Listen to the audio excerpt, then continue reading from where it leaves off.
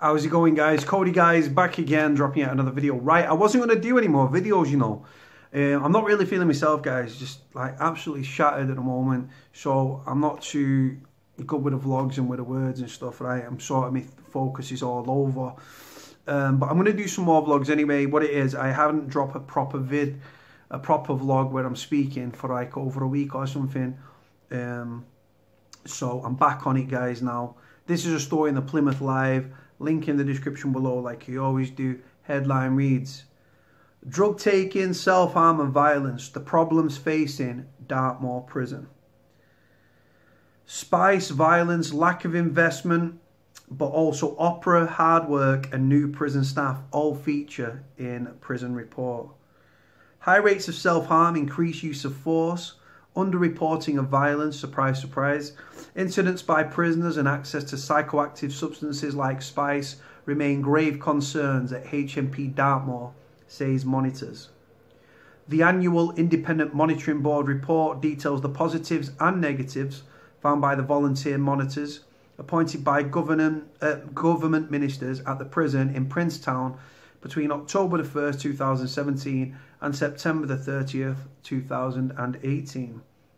Board members noticed how previous concerns about a lack of staff have been partially addressed with a long-anticipated arrival of newly trained officers, which has alleviated some of the staff shortages previously experienced at the Category C prison, which has a population of up to 640 men. The board noted a number of areas of concern, some of which has been mentioned in previous reports, including levels of self-harm, difficulties in moving prisoners prior to release, incidents of violence and lack of investment in the buildings at HMP Dartmoor, originally built in 1809 to hold French and American prisoners of war.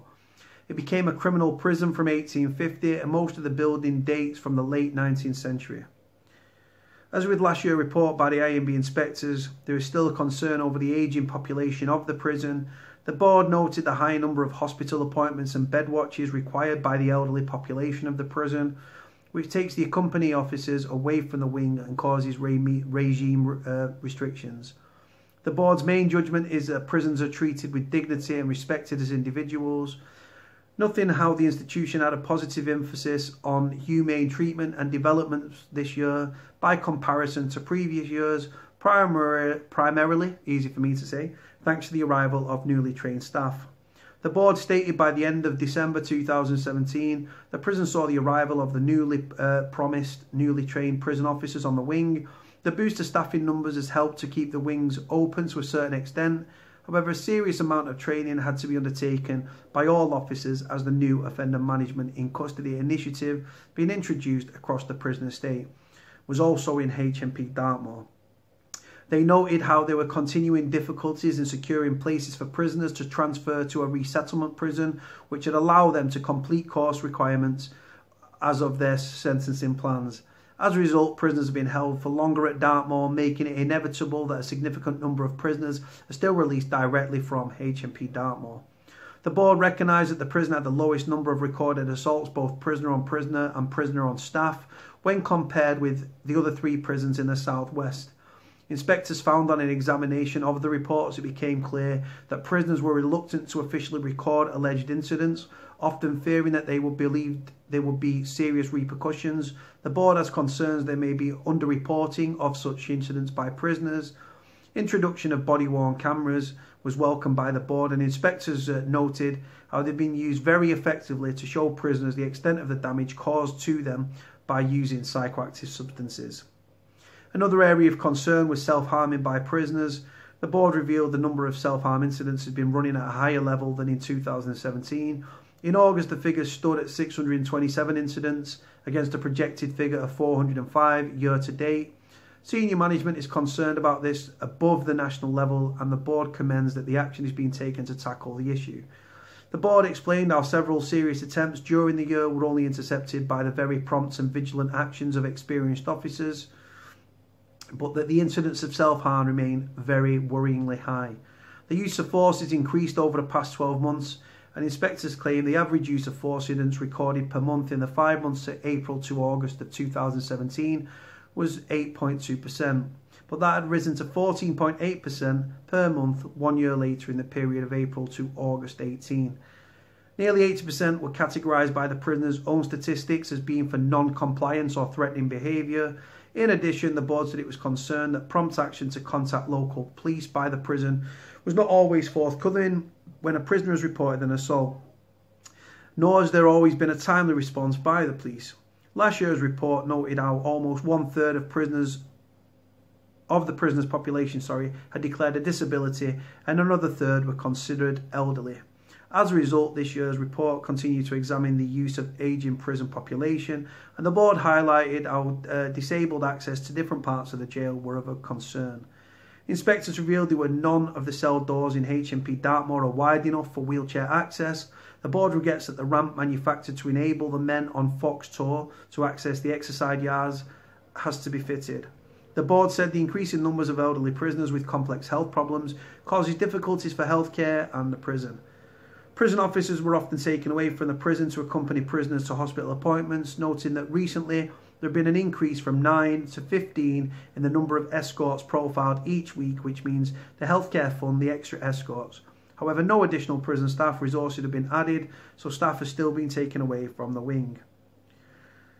There were prisoners requiring chemotherapy and radiology several times a week in hospital, and in some months the number of escorts required is vastly over profile.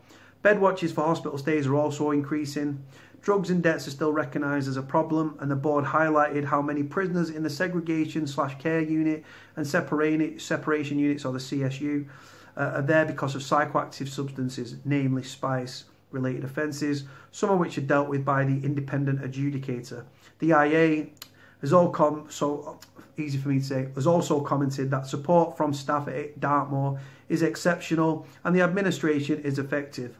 Other prisoners are relieved to be in CSU for their own safety because of debt relating to drugs, again predominantly from spice. As unexpected infestations of rats during the summer months was also a concern, particularly after one prisoner was bitten. A pest control company was brought in to exterminate the vermin.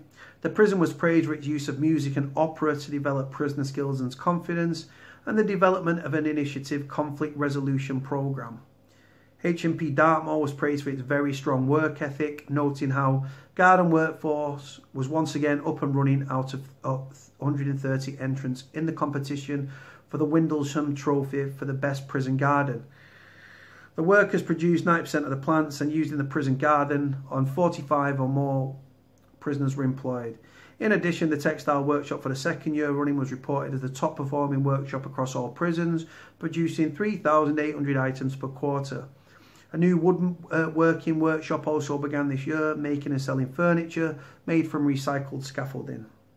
Capital investment in the prison was considered a key issue. The board felt investment was needed to upgrade Fox Tour wing to make it a fully functioning social care wing. Employment opportunities, new employment initiatives and tutor recruitment were also hampered by the severe lack of capital investment in the buildings. Budgetary restraints and lack of resources hold back development. Jackie Sharp, who's the IMB chair, said, "Overall, we believe prisoners at HMP Dartmoor are treated with dignity and respect, but we have some serious concerns about the levels of self-harm, the seeming lack of confidence in the complaint system, and the difficulties finding places at other prisons to enable prisoners to complete the programmes required for their release. The changes to staffing are very welcome and beginning to have an impact, as is the key worker scheme, but we want to see a step change in support for vulnerable prisoners." God, that was longer than I thought, guys. I'm sorry for that. I didn't think, to be honest, it was going to be that in-depth and that ongoing. Now, the IMB, guys, right, I don't really rate the IMB personally. The Independent Monitoring Board, the volunteers, they can go into the prison anytime they want. But for me, when it comes to reports into prisons, I always go down the HMIP route. For those that don't know, the HMIP is the Her Majesty's Inspectorate of Prisons, with the Chief Executive being Peter Clark. I hold far more faith, and I believe a lot more what they say. The IMB love to praise the prisons and stuff, and the reality is, if you look at the headlines, there's not much to be praised, to be honest with you. and they work closely with the prisons and stuff like that. But the HMIP, Her Majesty's Inspector of Prisons, they're scathing on prisons. If it's good, they'll say it's good. If it's crap, they'll say it's crap. And if you just look at the state of prisons here in the UK, dilapidated, decrepit, run down, understaffed, spices everywhere. The smoking ban has had an untold impact and domino effect onto record levels of violence within the prison. Where you've got contraband, you've got debt. Where you've got debt, you've got fear, intimidation, bullying and violence. You've got a rat infestation within the prison. This isn't a Dickensian novel, guys. This isn't a book from the 1800s. This is 2019. Like I say, Dartmoor prison, 640 men. I've actually interviewed a prisoner down my timeline, which I'll put in the link in the description below for this video, who served time in Dartmoor.